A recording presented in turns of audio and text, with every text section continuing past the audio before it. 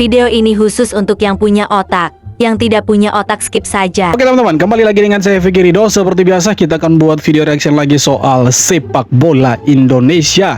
Dan kali ini kita mau bergeser sedikit dulu ke arah futsal ya, yang lebih kecil lagi tapi sama-sama olahraga yang masih menggunakan kaki, saudara-saudara.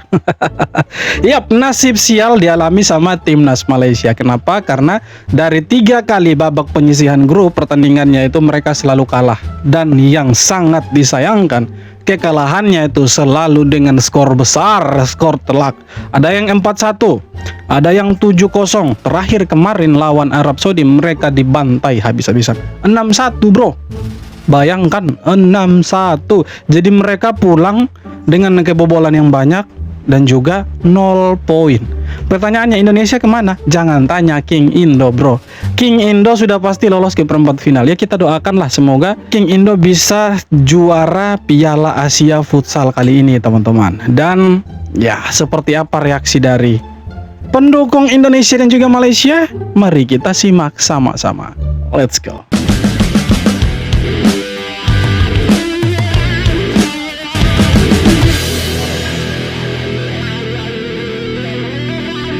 Tim futsal Malaysia kalah lagi Mat. Kena titik dengan Arab Saudi. Hari tu 6-1. waktu kena bantai 7-0, aku ada cakap next game jumpa Arab Saudi, biarlah kalah bermaruah. Kalah pun tak apalah, janji skor lah gol. Memang diorang skor gol, tapi diorang skor 1 je lah. Lumayan kan? Satu Satu gol gitu. sahaja. Malaysia kalah 1-6 dengan Arab Saudi dalam futsal Asian Cup tahun ni. Jom kita sembang sikit. Sebelum tu, korang yang minat konten-konten macam ni, tekan butang follow dekat sini. Dah tekan. Mantap. Secara jujurnya, Follow aku nak dulu beritahu lah. dekat sini, orang-orang Malaysia, kita orang tak tengok pun game futsal ni. Futsal tournament ni memang kita orang tak tengok daripada dulu sampai sekarang. Memang tak ambil kisah. Tapi yang ambil kisah siapa? Yang ambil kisah kita punya jiran-jiran kita yang sangat cakna dengan perkembangan futsal. Kau bayangkan malam-malam tengok futsal. Orang tengok EPL, tengok liga lain, dia tengok futsal. Ada orang nak Kan tahu timnas pasal ini, bro. futsal kita. Timnas. Jadi kita cerita lah untuk diorang ni. Bukan setakat nak tahu tau, siap memaksa aku untuk buat video. Kalau ada stiker dilarang menekan-nekan tu, aku dah bagi dah. Datang dekat aku punya social media ni, TikTok lah, Facebook lah, apalah. Hey we bro, bahas pasal futsal Malaysia. Ejaan pun betul lah sikit. Okey, ada tu siap buat username Meledes, bendera terbalik bang. Punyalah jobless behavior, bendera terbalik, nama Meledes. Tak apalah, untuk diorang ni kita ceritalah sikit pasal kekalahan Malaysia ni. Diorang ni seronok tengok Malaysia kalah. Tak apa, Seronok lah, karena kan mereka futsal agak Malaysia sedikit lawan dengan Arab Saudi, ini adalah sombong gitu game kan. terakhir untuk Malaysia dalam grup, sebab memang totally tak akan qualify. Okey, dan half time berakhir dengan 4-0. Aku rasa sama dengan hari tu. Hari tu pun half time habis dekat 4-0 juga. Jadi tak tahulah apa nak jadi kan. Tapi jadi mereka ini sebenarnya futsalnya itu mereka tidak terlalu doyan ya, tidak terlalu doyan dengan futsal. Mereka lebih ke sepak bola sebenarnya. Tapi kalau kita lihat memang mereka punya futsal, mereka punya sepak bola tidak bagus-bagus amat begitu. Makanya wajar kalau mereka tidak terlalu mengikuti timnasnya mereka. Beda halnya dengan kita gitu. Kita punya timnas bola jago, kita punya timnas futsal juga jago begitu. Jadi wajar kalau kita selalu melihat bagaimana sih tetangga kita nih futsal tidak jalan, sepak bola juga pakai pemain naturalisasi ilegal begitu kan. Maksudnya kita tuh baik, maksudnya ayolah kalau kita sukses kalian juga harus sukses gitu kan. Kalau kita berhasil ya tetangga kita juga harus berhasil ya. Sebagai jiran yang baik ya harus seperti itu gitu kan. Cuma ya mereka melihat bahwa futsal itu tidak penting, makanya walaupun dibantai-bantai ya tidak penting bagi mereka. Beda halnya kalau sepak bola yang dibantai, pasti mereka ribut itu. Satu Malaysia itu pasti ribut itu. Gak asal comot, ternyata ada peran dua sosok ini di balik kepindahan Maarten Paes ke Ajax Amsterdam. Klub ibu kota Belanda itu setuju untuk membayar lebih dari 1 juta euro atau setara dengan 20 miliar rupiah demi menebus kiper timnas Indonesia tersebut. 20 Sejumlah media miliar, Belanda bro. turut menyoroti kembalinya Mas Maarten ke negeri kincir angin. Nah, rupanya ada dua sosok berpengaruh yang punya koneksi dengan Indonesia, Yes. yakni Jordi Cruyff dan Denny Lanzat. Keduanya memberikan kesan positif kepada Maarten sehingga proses transfernya ke Ajax berjalan mulus. Jordi sekarang menjabat sebagai Direktur Teknik Ajax sekaligus penasihat teknis timnas. Sementara itu, Denny sekarang duduk sebagai asisten pelatih sementara Ajax, yakni Fred Wajar. Ruud, di mana dulunya Denny nggak pakai caknan ini, sempat jadi asisten Patrick Kluivert di timnas. Nah, setelah Maarten pas, kira-kira Ajax mau datengin siapa lagi ya? Ya terserah lah siapa kek yang mau didatangkan dari Indonesia, Rizky Ridho kek, siapa kek, ya terserah lah. Yang penting sekarang Maarten Paes sudah ada di Ajax Amsterdam. Ya betul, sangat-sangat betul. Tidak terlepas dari dua orang itu, karena mereka sejujurnya masih punya keterikatan dengan timnas Indonesia. Oke, Jordi Cruyff itu sebagai technical advisornya timnas Indonesia. Nah, si Denny Lanzat itu mantan asistennya Patrick Kluivert. Sebenarnya tidak hanya itu, beliau juga orang Belanda yang punya garis keturunan Indonesia dari Maluku sana. Jadi ya wajar kalau dia merekomendasikan Maarten Paes. Tapi tidak asal-asalan karena Maarten Paes ini punya kualitas. Ya kan? Mantan kipernya FC Utrecht. Keren kan? Habis itu ke MLS, FC Dallas, sekarang kembali lagi ke Ajax. Jadi harusnya dia bisa jadi opsi utama untuk kiper utama itu, kiper nomor satunya Ajax, karena sekarang mereka lagi krisis kiper itu. Harusnya kasih main lah, jangan ditahan-tahan kiper jago begini. Apa ni? Malaysia kalah 6-0 dengan Indonesia. So baru-baru ni Malaysia lawan dengan Indonesia friendly futsal. So dalam perlawanan itu Malaysia kalah 6-0 dengan Indonesia. Waktu aku tengok game ni, Indonesia punya player, diorang punya performance lain macam lah. Kalau tengok player-player Malaysia, mungkin diorang lemah sikit sebab stamina player-player Indonesia jauh lebih bagus. Kalau kita tengok player Malaysia pun, mereka bagi saingan, tetapi mungkin player Indonesia diorang punya performance dan juga taktikal lebih bagus daripada Malaysia. Kalau sebut pasal Indonesia dekat futsal, mereka bukan calang-calang, mereka agak bagus juga. Kalau Bukan korang tengok calang-calang, world ranking, bro. mereka menduduki tempat nombor 24, manakala Malaysia menduduki tempat nombor 28. Walaupun ini adalah game friendly, tahniah kepada dua-dua pasukan lah, sebab mereka dah cuba sedaya upaya untuk mendapatkan result yang agak bagus. Mungkin pada masa yang akan datang Malaysia boleh improve dari segi performance dan juga diorang punya Ya, saudara-saudara, silakan lihat sendiri bagaimana jagonya King Indo. Bisa mengayam-ayamkan Harimau Malaya. Bro, tidak main-main. Friendly match 6-0, apalagi pertandingan resmi, mati kau. Dihajar itu habis-habisan, pasti itu. Tapi ini kita di perempat final, kita mau Vietnam, bro. Vietnam itu cukup jago lah, tapi ketemu King Indo selesai ketemu King Indo itu. Di sepak bola aja kita hajar, apalagi di futsal. Futsal yang lebih keren begini kan, menang terus, peringkat FIFA-nya lebih tinggi, pastilah kita hajar sih. Nguyen ini kan, Nguyen itu kita kasih lewat itu, apalagi main di kandangnya King Indo. Selesai, bro. Astaghfirullahalazim. Apa ke benda yang sampai kena 7-0 ni, bang? Ya, aku faham main futsal ni memang senang buat gol, tapi paling-paling bagilah fight sikit, bagilah 7-3 ke 7-4 ke, paling-paling kurang pun 7-2 ke. Waktu Brazil kena kitai dengan Germany dulu, itu pun ujung-ujung Oscar ada buat gol sagu hati tau. Bukan 7-0 jadi 7-1. Yang ini memang 7-0.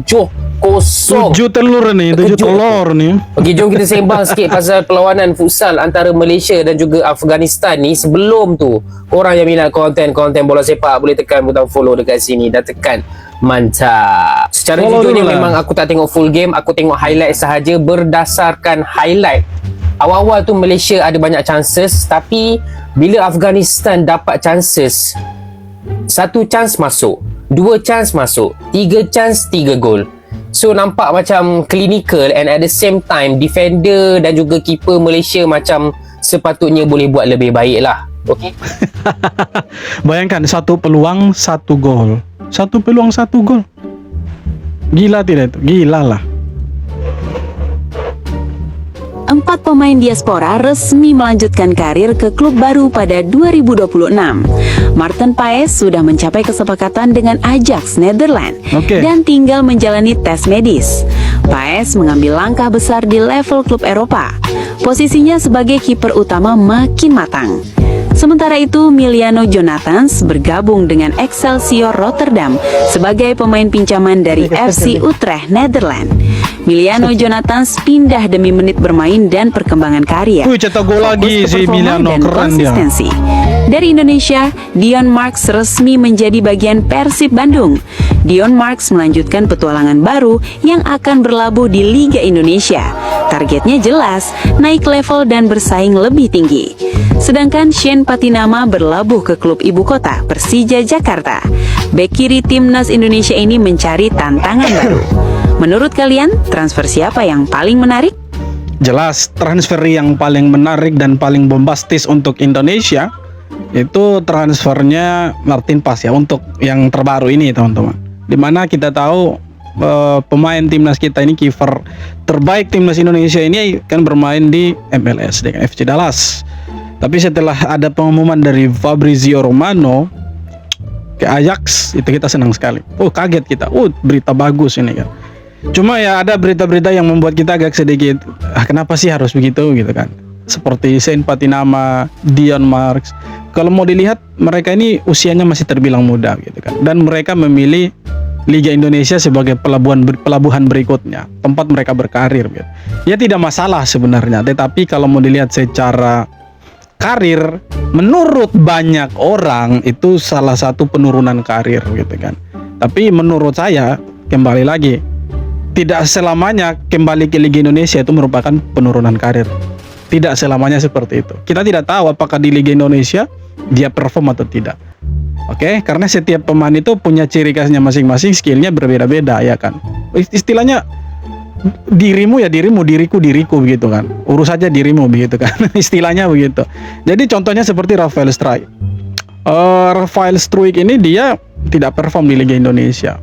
Ya itu salah satu penurunan karir gitu kan. Nah kalau kita mau lihat seperti Tom Haye, seperti Eliano, mereka ke Persib itu selalu jadi pilihan utama. Bahkan mereka selalu kasih permainan-permainan yang fantastis di lapangan, menunjukkan performa yang luar biasa. Apakah itu penurunan karir? Tidak juga. Tapi kalau mau dilihat dari sisi yang lain, secara tempo pertandingan, permainan, jelas kita kalah. Kenapa? Karena tempo permainan di Indonesia itu cukup lambat dibandingkan dengan sepak bola di Eropa. Itulah yang membandingkan kenapa sepak bola Indonesia ketika ada pemain abroad kita yang datang bermain di sini, kembali ke Indonesia dikatakan penurunan karir. Karena temponya itu cukup lambat di Indonesia. Padahal sebenarnya tidak juga. Ya kalau dia perform di sini, bisa saja kan dia kembali ke Eropa. Apalagi usianya masih muda. Contohnya seperti Eliano. Tidak menutup kemungkinan dia akan kembali ke Eropa. Kan begitu sebenarnya. Sesederhana itu. Tapi untuk yang lain-lain jangan dulu lah. Jangan dulu. Kalian berkarir dulu di luar negeri gitu kan. Itu bagus itu. Untuk kembali ke Indonesia tunggu 30-an, 35, 36 boleh lah. Boleh ke Indonesia. Dulu sempat menolak tawaran membela timnas Indonesia. Namun kini ceritanya berubah. Pemain yang lama menjadi andalan di tim junior Belanda ini mengaku sedang menjalani proses naturalisasi untuk menjadi WNI. Wih. Pemain tersebut adalah Jordi Weherman. Oh, pemain MU Saat ini. ia bermain Madura untuk United. MU dan memiliki kedekatan dengan sejumlah pemain timnas Indonesia. Jordi pernah satu tim dengan Rafael Struijk, Kelvin Verdonk, dan Martin Paes. Sebenarnya Wih, nama dengan Jordi sudah Malaysia lama juga, masuk bos. dalam radar timnas Indonesia. Pada era Shin Tae-yong, ia sempat dilirik untuk memperkuat lini tengah. Namun saat itu Jordi menolak karena ingin fokus mengembangkan karirnya di level klub. Kini situasinya berbeda. Setelah bergabung dengan MU, Jordi Weherman mengaku siap membela timnas Garuda. Jika proses naturalisasinya berjalan lancar, ia berpeluang menjadi pemain naturalisasi pertama di era pelatih baru timnas Indonesia, John Hartman.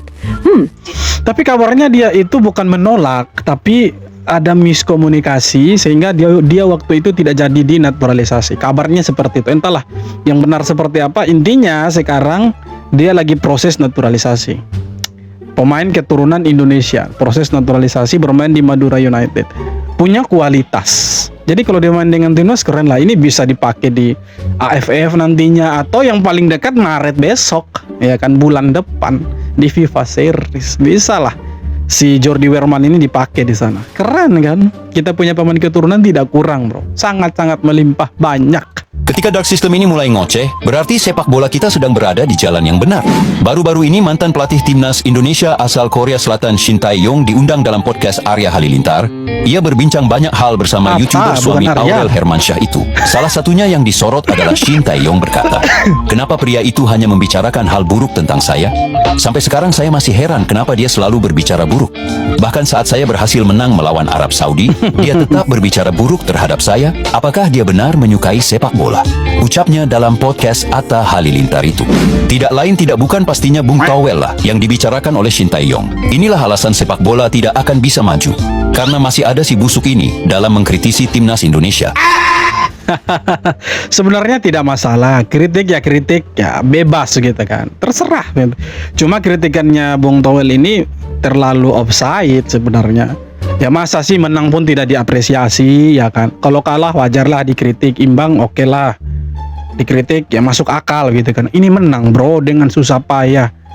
Apa sih yang mau diharapkan dari timnas waktu itu kan? Dengan pemain seadanya kita bisa kasih kalah Arab Saudi, bisa tahan imbang mereka di King Abdullah Stadium. Itu pun tidak diapresiasi gitu kan. Ya itu yang membuat masyarakat Indonesia selalu mengatakan Bung Towel itu benci dengan Shin Tae-yong. Sebenarnya dia bukan tidak suka sepak bola, bukan berarti begitu, tapi ya dia suka sepak bolanya itu tanpa Shin Tae-yong gitu.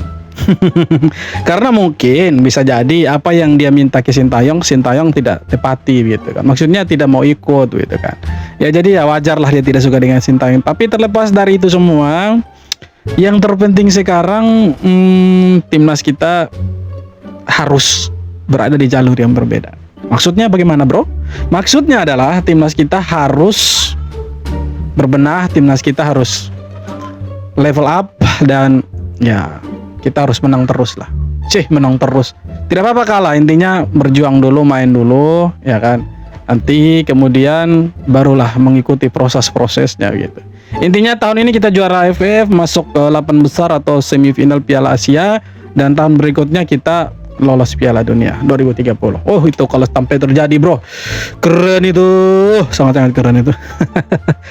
Doakan semoga terjadi. Oke teman-teman, jadi itu dia beberapa video tanggapan komentar dan netizen soal sepak bola Indonesia dan Malaysia. Seperti apa tanggapan kalian? Silahkan tulis kolom komentar.